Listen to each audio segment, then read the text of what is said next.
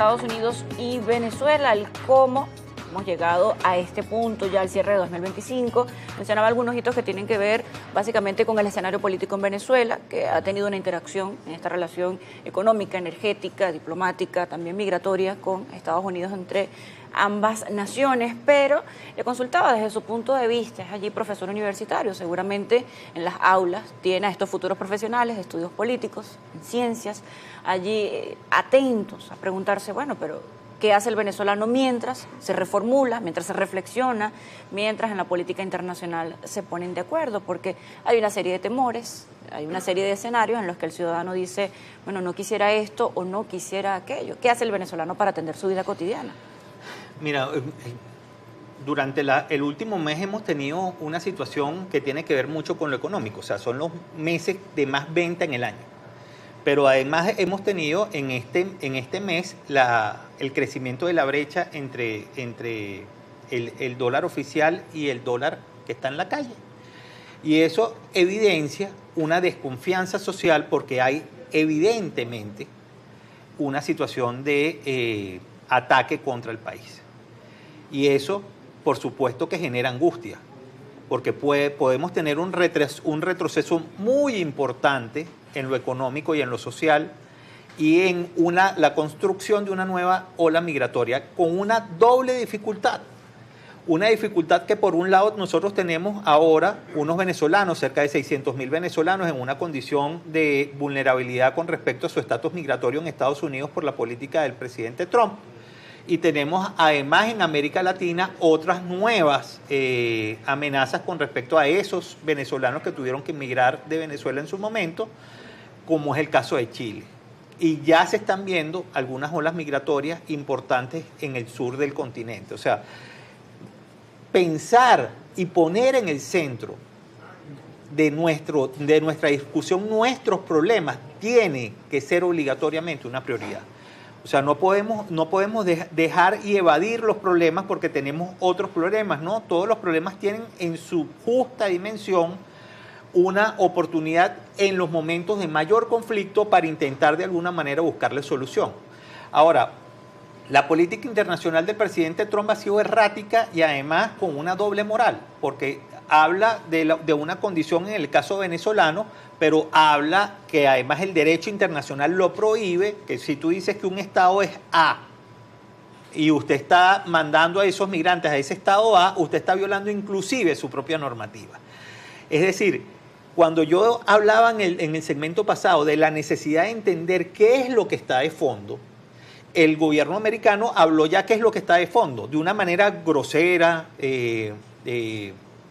con una visión sobre Venezuela que es total y absolutamente una mentira. O sea, el petróleo venezolano es de Venezuela. Y sí, efectivamente, hubo unos procesos que llevaron a unos procesos de nacionalización que fueron cancelados por el Estado venezolano y que algunos están en litigio y que parte de lo que nos está pasando con las empresas de Citgo, en el caso de Estados Unidos, tiene que ver con esos litigios. Pero al final los litigios de nacionalización son esos, son litigios, son procesos legales, judiciales, entre instituciones, entre partes. No implica intervención militar para definir quién se queda con qué o quién hace qué. Se trata de nacionalización o privatización, pero eso no incluiría la parte militar. No figura en lo que es un litigio por nacionalización. Entonces, ¿qué es lo que te dice? Que hay un interés de fondo con el tema petrolero. Y pensando estratégicamente, el país tiene que entender que eso efectivamente ha sido así durante los últimos 100 años. O sea, la relación de petróleo venezolano con respecto a Estados Unidos es una relación de muy vieja data. Ahora, hay que redefinir también esa relación, porque una relación que esté basada sobre la base de presiones para intentar tener lo mejor que yo puedo tener dentro de una negociación tampoco es una relación sana desde el punto de vista económico. Las economías se mueven, entre otras cosas, por la confianza. Y es evidente que la confianza entre las partes hoy no existe. Y para eso justamente se ha diseñado el derecho internacional y para eso justamente la institucionalidad internacional existe. Una institucionalidad internacional que ha sido atacada desde el día 1 por el presidente Trump, acabando con oficinas tan importantes como la oficina Mundial del Comercio con el tema arancelario y el manejo de su política exterior con el tema de los aranceles.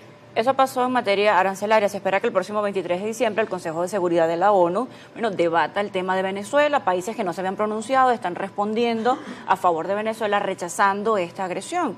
Algunos analistas dicen, bueno, el 23 de diciembre puede ocurrir, algunos esperan un milagro de Navidad, una solución, un pronunciamiento, quizás posiblemente anhelan la retirada militar en estas aguas alrededor de Venezuela, pero otros señalan que estarían por encima los intereses energéticos de Estados Unidos y quizás, como ha hecho caso omiso en otros escenarios, pudiera no entender o acatar ninguna de estas líneas de acción que tengan que ver con los entes internacionales encargados de poner coto o en cintura toda esta situación en la región. Mira, tú sabes que Quino, ese gran creador de Mafalda, hablaba de la ONU como la simpática inoperante. Y eso tiene que ver con un diseño institucional que tiene, por ejemplo, el Consejo de Seguridad de la ONU. El Consejo de Seguridad de la ONU, con un voto negativo, eso pierde validez, y hay 5 países que tienen ese poder de voto, Estados Unidos uno.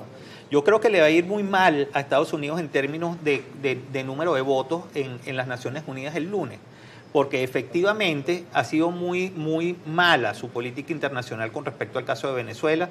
Ya hay muchas declaraciones con respecto a temas de violaciones y del derecho a la guerra y lo han grabado. O sea, en estos días había un barco detenido que fue estallado. Si un barco está detenido y la gente tiene las manos levantadas, es que están rendidas.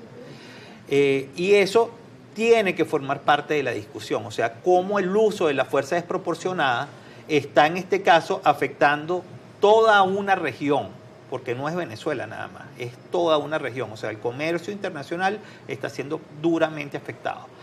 Y eso tiene que empezar a tener reglas. Por eso que Alemania, Francia y otros países que forman parte de esos países con veto, como China y Rusia, hayan declarado, es un avance muy importante en términos cualitativos de esta relación. Ahora, hace falta mucho más. ¿Ve la oportunidad o ve ese escenario de diálogo entre ambos mandatarios en el próximo trimestre? Bueno, ojalá que esa ventana de oportunidad se abra, ojalá que prive la racionalidad sobre la locura y que personas como el presidente Lula o como la presidenta de México, que han puesto a disposición sus cancillerías, sean un espacio de oportunidad para intentar buscarle soluciones a estos problemas, porque si no, el impacto social que vamos a tener en el país va a ser muy importante. Gracias por acompañarnos en el Estudio 1 de Globovisión.